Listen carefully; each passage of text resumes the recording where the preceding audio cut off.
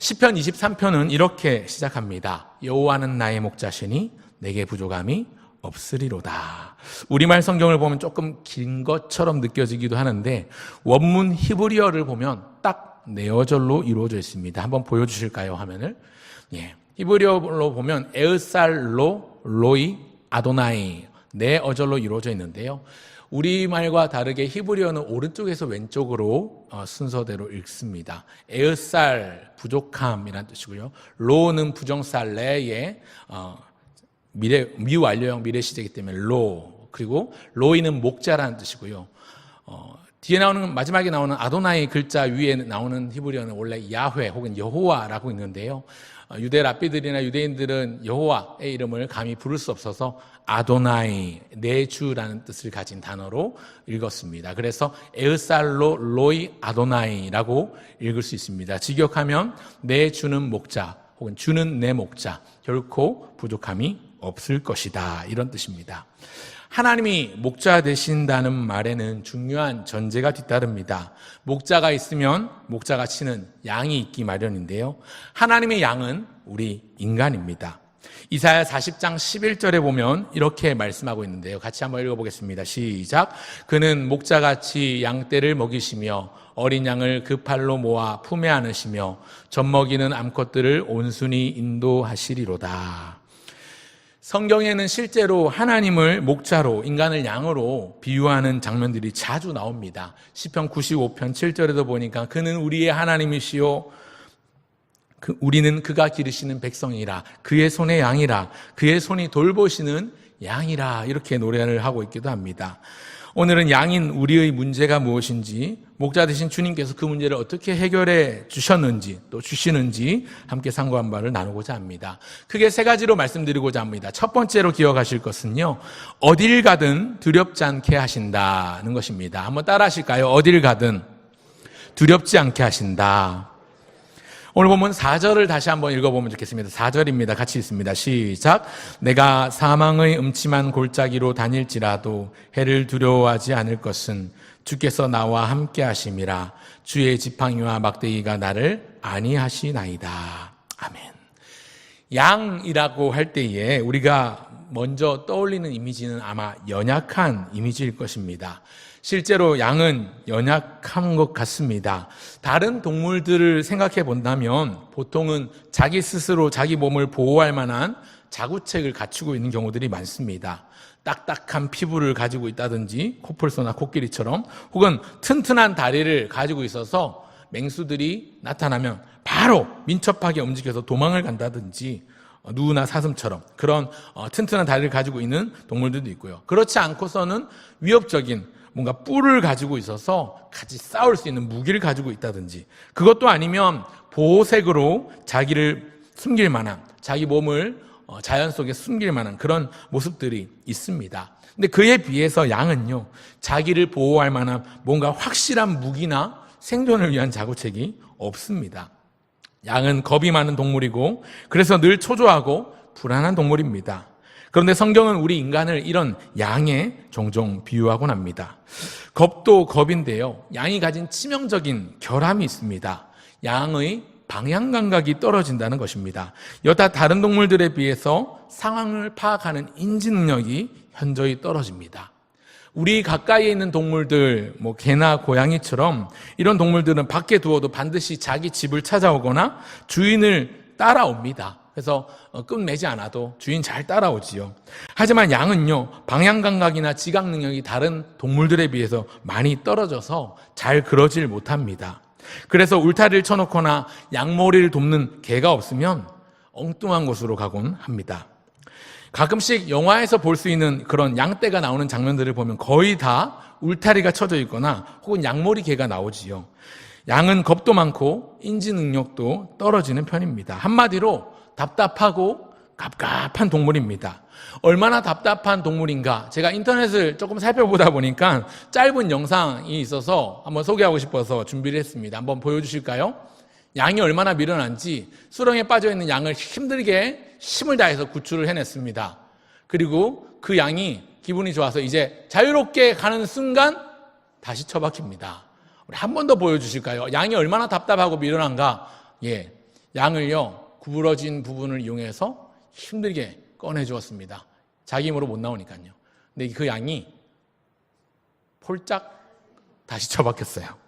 많이 답답하시죠? 고구마 10개는 먹은 것 같습니다. 그런데요, 여러분, 우리 인생이 이와 같습니다. 이사야 53장 6절에 보니까 이렇게 말씀합니다. 우리는 다 양 같아서 그릇 행하여 각기 제 길로 갔거늘. 우리는 다 양 같아서 그릇 행하며 다 각기 엉뚱한 길로 향하는 존재라는 것이지요. 우리는요, 인생의 방향 감각이 약해서 자주 엉뚱한 곳으로 가곤 합니다. 가만히 놔두면 가서는 안 될 위험한 곳으로도 가는 것이지요. 본문의 표현을 빌자면 사망의 음침한 골짜기를 지나는 순간이 있습니다. 오늘 보면 4절에 나오는 이 사망의 음침한 골짜기의 원문 뜻을 직역하면 깊은 어둠의 골짜기, 깊은 어둠의 협곡, 이런 뜻을 가지고 있습니다. 이스라엘의 지형을 한번 살펴보려고 하는데요. 그림을 한번 보여주시겠습니까? 이스라엘을 보면 예루살렘이 굉장히 고지대, 높은 고지대에 위치해 있고요.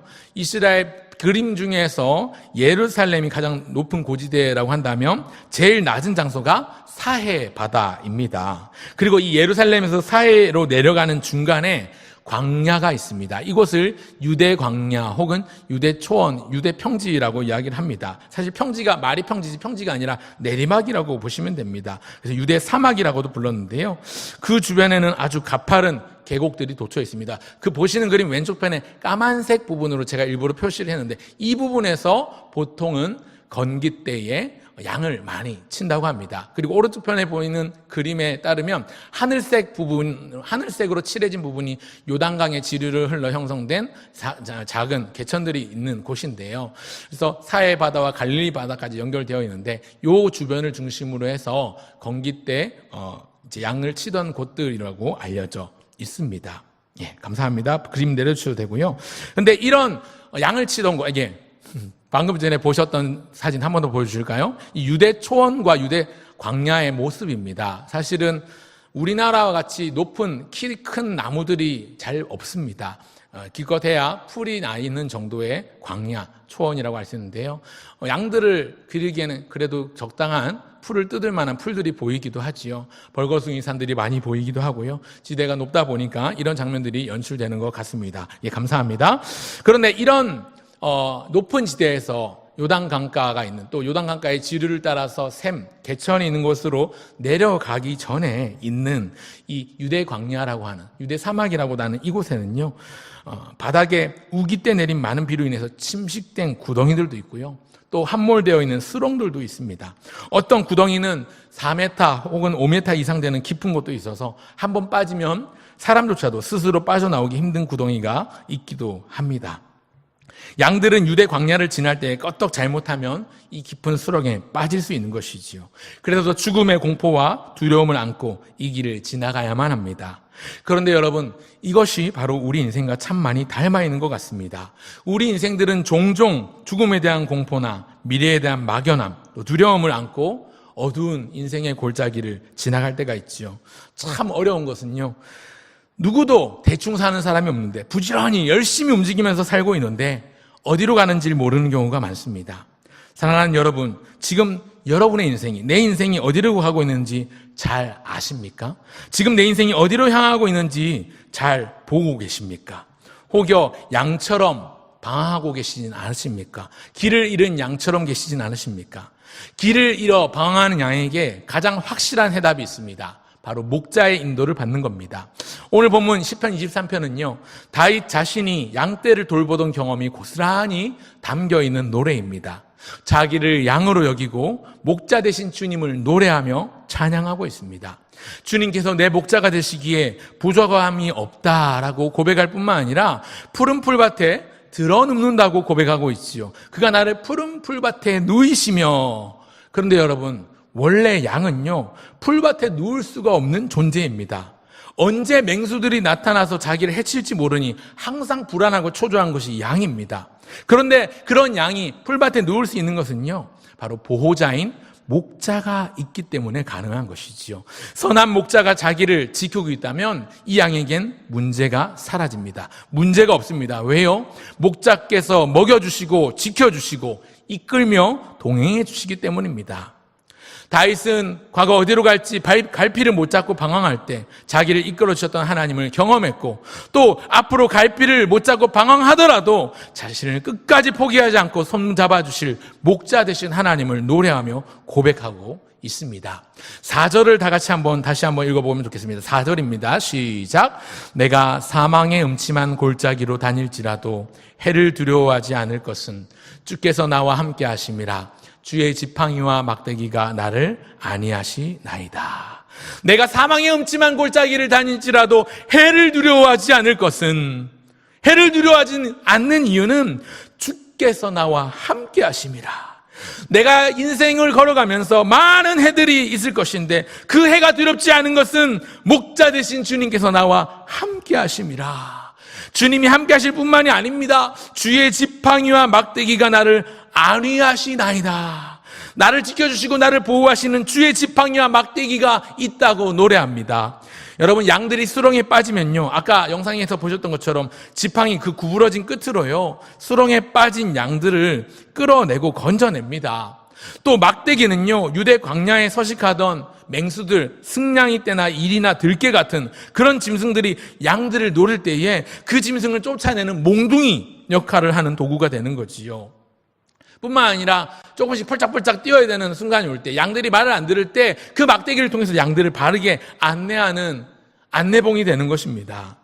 주님께서 함께 하실 뿐만 아니라 자신을 막대기와 지팡이로 보호하시고 지켜주시니 자신은 두려움이 없다고 노래하고 있습니다. 오늘 첫 번째 기억하실 것은, 목자 되신 예수님을 바라보고 믿고 따라가면 어딜 가든 두렵지 않게 하십니다. 전지전능하신 하나님, 모든 것을 아시고 모든 것을 할 수 있는 그 전지전능하신 주님께서 오늘 나의 목자, 저와 여러분의 목자, 우리 모두의 목자이신 줄 믿으시길 바랍니다. 아멘. 우리를 보호하시고 인도하시고 또 건져주시고 공급하시는 목자 되신 주님께서 우리 안에 있는 두려움을 거두어 가십니다. 그리고 동행해 주십니다. 목자 되신 주님을 따라가시는 저와 여러분 모두가 되시면 좋겠습니다. 목자 되신 주님만 의지하고 사랑하며 목자 되신 주님의 인도함을 받는 저와 여러분 모두 되시길 주의 이름으로 축원합니다. 둘째로 기억할 것은요, 목자 되신 주님께서 우리에게 해주시는 은혜 무엇일까요? 둘째는요, 인생의 문제들을 해결해 주신다는 것인 겁니다. 한번 따라할까요? 인생의 문제들을 해결하신다. 2절입니다. 2절 같이 한번 읽겠습니다. 본문 2절입니다. 시작. 그가 나를 푸른 풀밭에 누이시며 쉴만한 물가로 인도하시는도다. 아멘. 여러분, 예수 믿는 사람이나 믿지 않는 사람이나 신불신간에 인생에 여러 가지 문제들이 있는데, 중요한 문제들을 꼽아보라고 한다면 아마도 잘 먹고 잘 사는 것, 건강하게 무병장수하는 것이라고 말할 수 있을 것입니다. 2절에 나오는 이 푸른 풀과 쉴만한 물가는요, 양들이 머물기에 좋은 곳이죠.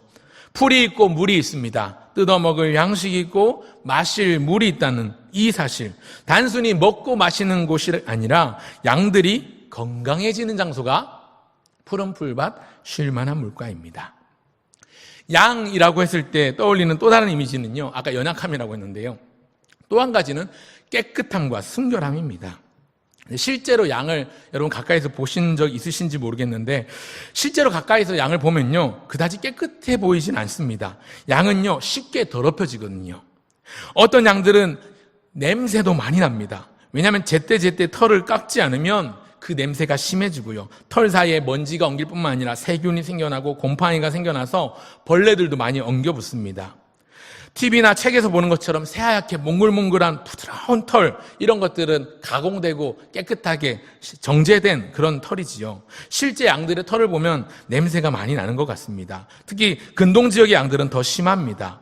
쉽게 더러워지고요, 파리나 이런 벌레 같은 것들이 활개를 치는 지역에서, 중동 지역에서 어떤 파리나 벌레들은요, 지독하기 때문에 피부 질환을 유발하기도 하고 각종 질병의 원인이 되곤 합니다. 그래서 상처가 생기거나 고통스러워하는 양들이 생기는 걸 위해서 목자들은 기름을 준비합니다. 올리브, 감람류 중에서 특수한 약용으로 쓰는 오일들, 이런 기름을 병에 담아서 휴대하곤 다녔습니다. 양들이 더러워지고 상처가 나서 아파하면서 괴로워하면 그 기름을 손에 문질러서 바르고 그 손으로 마사지를 하는 것이죠. 그러면 훨씬 빨리 낫고 회복이 됩니다. 간혹 심각한 상처를 입은 양들은 아예 상처 부위에다가 기름을 붓거나 기름을 이제 발에 그랬으면 담그기도 합니다. 그러면 회복이 훨씬 빨라지는 것이지요. 5절을 한번 보실까요? 5절을 한번 보시면 좋겠습니다. 5절 같이 읽겠습니다. 시작. 주께서 내 원수의 목전에서 내게 상을 차려주시고 기름을 내 머리에 부으셨으니 내 잔이 넘치나이다. 5절 자체는요, 어떤 잔치의 이미지인 것 같습니다. 원수의 목전에서 내게 상을 차려주신다? 원수인 맹수들, 야생 짐승들을 물리쳐 주시고 좋은 먹이가 있는 곳으로 이끌어 주셨다? 이런 의미일까요? 원수를 이기고 물리치고 승리의 잔치를 열어주셨다라는 의미인데요. 중간에 보니까 머리에 기름을 부으셨다라는 말이 나오지요. 예전에 개역 한글 성경에 보니까 기름을 바르셨다라고 표현하고 있는데요. 방금 말씀드린 것처럼 양의 몸에 기름을 바르거나 부으면요, 아프거나 다쳤을 때 빨리 나을 수 있고요. 또 벌레나 세균의 감염을 막을 수 있는 예방책이 되기도 하기 때문에 다른 질병을 예방할 수 있습니다. 어떤 의미가 있을까요? 주님께서 건강을 책임져 주신다. 주님께서 회복의 은혜를 주신다는 의미가 있는 것 같습니다.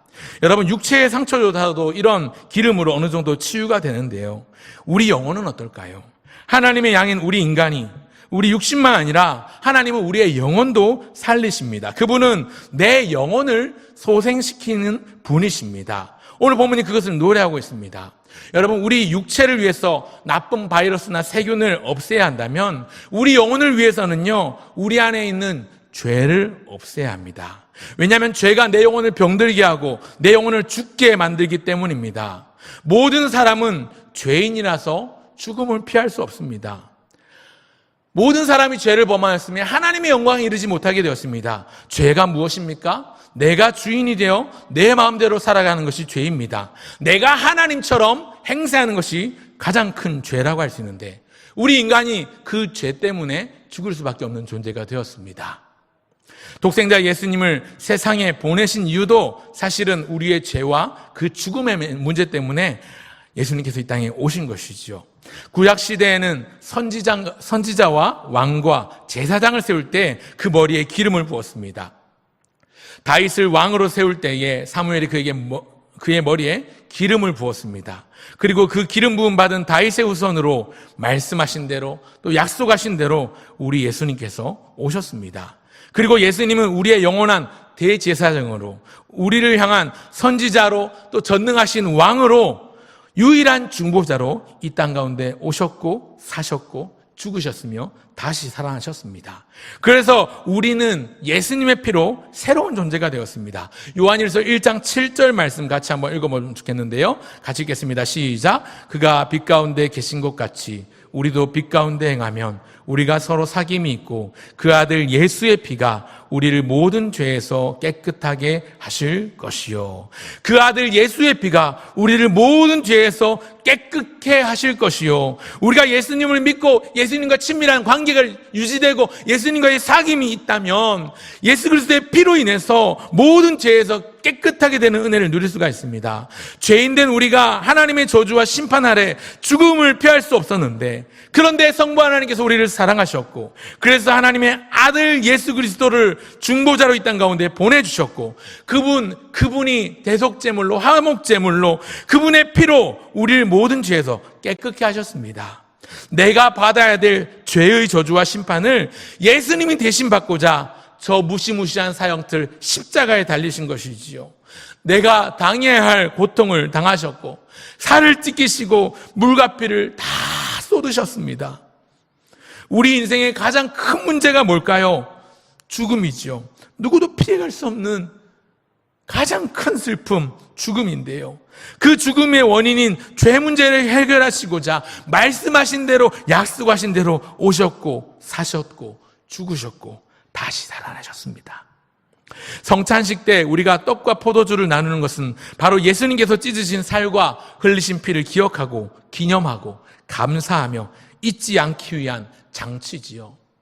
하나님의 말씀을 우리가 매주마다 설교로 듣지만 성찬에 참여하는 것은 우리의 오감을 통해서 주의 말씀, 주의 은혜를 누릴 수 있는 통로로 하나님께서 은혜의 방편을 허락하신 것이 바로 성례입니다. 예수님께서 십자가를 지시기 전에 불안해하는 제 아들을 향하여 말씀하십니다. 요한복음 10장 11절입니다. 같이 읽습니다. 시작. 나는 선한 목자라. 선한 목자는 양들을 위하여 목숨을 버리거니와.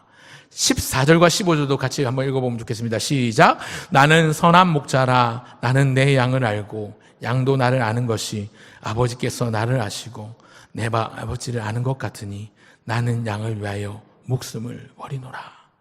나는 선한 목자라. 예수님이 나는 선한 목자다. 자신의 정체성을 친히 말씀하셨고 나는 양을 위하여 목숨을 버리노라.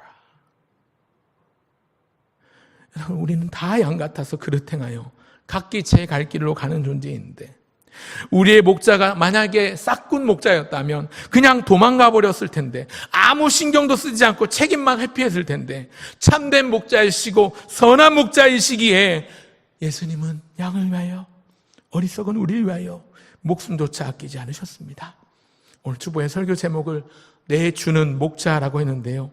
나는 나의 주는 목자다라는 의미를 가지고 설교 제목을 붙였지만 설교를 준비하면서 말씀을 상고하고 묵상하는 가운데 모든 걸 아낌없이 내주는 목자, 목숨조차 내주는 목자가 바로 우리 예수님이시구나 생각을 했습니다.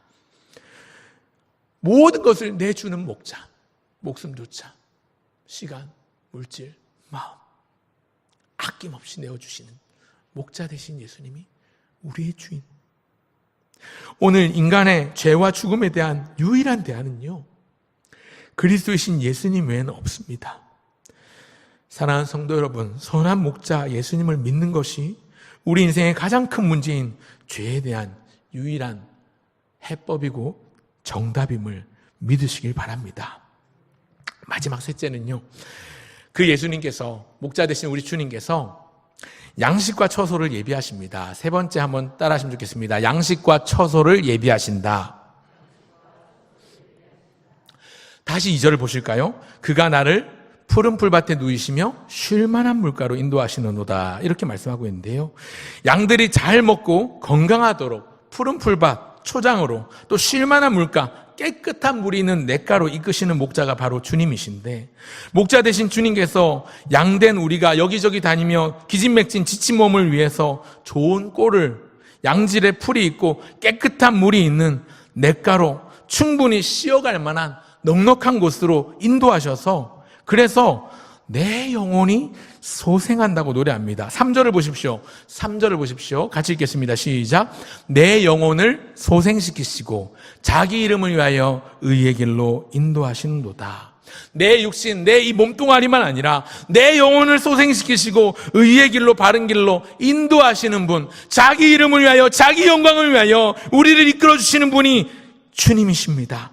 오늘 양된 우리 영혼이 소생하기 위해서 먹어야 될 생명의 양식은 무엇입니까? 바로 하나님의 말씀입니다. 하나님의 말씀을 읽고 하나님의 말씀을 듣는 것, 하나님의 말씀을 가까이 하는 것이 양이 좋은 풀을 뜯어먹고 물가에서 몸을 회복하는 것과 같습니다. 여러분, 그러나 경계하십시오. 풀이라고 다 좋은 풀은 아닙니다. 때때로 독풀도 있습니다. 상한 풀도 있습니다. 오늘날로 따지면 인간 중심의 변질된 복음, 인본주의, 기복주의로 점철된 각색된 그런 말씀들은 우리의 영혼을 유익하게 하는 것이 아니라 오히려 우리의 영혼을 상하게 하는 말씀일 수 있습니다. 그러하기에 하나님 중심으로 말씀을 읽고 하나님 중심으로 말씀을 들으시기 바랍니다. 나 중심으로 말씀을 들으면 나 중심의 기도를 드릴 수밖에 없지만, 하나님 중심으로 말씀을 듣고 묵상하고 하나님을 가까이 하면 하나님의 뜻을, 하나님의 마음을, 하나님의 의를, 하나님의 나라를 위한 기도를 드릴 수가 있을 것입니다. 그렇기 때문에 하나님 중심으로 늘 하나님의 말씀을 가까이 하시며 생명의 양식으로 우리에게 허락해 주신 주의 말씀을 날마다 상고하며 묵상하시길 바랍니다. 다시 본문 5절을 보실까요? 5절입니다. 같이 읽어보겠습니다. 시작. 주께서 내 원수의 목전에서 내게 상을 차려주시고 기름을 내 머리에 부으셨으니 내 잔이 넘치나이다. 여러분, 원수의 목전에서 승리의 잔치상을 먹을 수 있는 이유는요, 우리 주님이 바로 우리의 목자 되시기 때문입니다.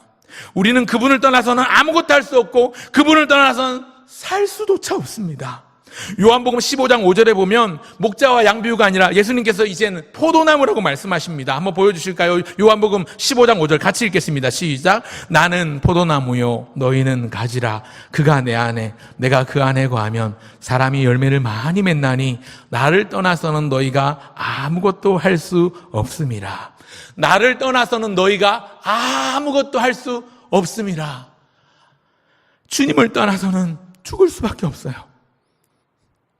구약성경 스가랴서에 보면 목자를 치면 양들이 흩어질 것이라는 말씀이 있는데, 실제 목자 되신 예수님을 사람들이 치고 잡아서 고문하고 신문할 때에 양들이었던 제 아들은 모두 다 주님을 버리고 흩어져 도망쳤습니다. 목자 잃은 양들처럼 아무것도 할 수 없는 무력한 상태, 무능력한 상태가 돼버리지요. 오히려 겁에 질려 두려워하는 길 잃은 양처럼 돼버렸습니다.